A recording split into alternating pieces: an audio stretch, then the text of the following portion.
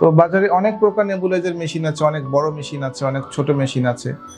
সবসময় যে বড় মেশিনই কিনতে হবে এরকম না, ছোট মেশিন দিয়েও আমরা কাজ করতে পারি। তো এরকম মেশিনের আমরা যদি একটু খুলি মেশিন দেখি, তাহলে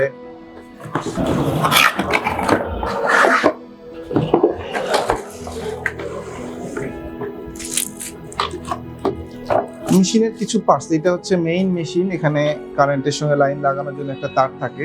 এছাড়া এই অংশটুকু, মেইন যে অংশটুকু আর কি, মেশিনের সবচেয়ে গুরুত্বপূর্ণ যে অংশ সেটা হচ্ছে এই নেবুলাইজার মেশিন। বাচ্চাদের জন্য এবং বড়দের জন্য আলাদা আলাদা দুইটা মাস্ক থাকে, এটা বড়রা ব্যবহার করবে, এটা বাচ্চারা। তো এটা দিয়ে বেল্ট অ্যাডজাস্ট করার জন্য যার যেটা দরকার এটা ব্যবহার করবে। এই অংশটুকুই আসলে মেইন জিনিস, যেটা বাচ্চা নেবুলাইজ করার জন্য এভাবে সেট করে দিতে হয়। এটা দিয়ে বাচ্চা শ্বাস নেবে। দেখা যায় এই অংশটুকু যদি অপরিচ্ছন্ন থাকে, বারবার একই মেশিন ব্যবহার করার কারণে, পরিষ্কার না করার কারণে জীবাণু যদি এখানে থাকে, বাচ্চার শ্বাস যেহেতু এখানে ফেলে, তো পরবর্তীতে অন্য কোনো বাচ্চা এটা দিয়ে সহজে আক্রান্ত হইতে পারে। তো আমার পরামর্শ, এই জায়গাটা আমরা একটু সচেতন হই।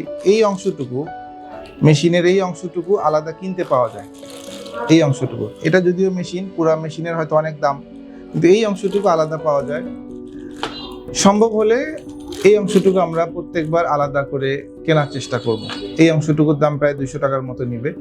এটা একবার নিলে যেহেতু অনেকবার ব্যবহার করা যাবে নিজের পার্সোনালের হিসাবে, তো আপনারা এই অংশটুকু আলাদা কিনে এটা আলাদা করে আপনার বাচ্চার সুরক্ষার জন্য হলেও এটা করবেন।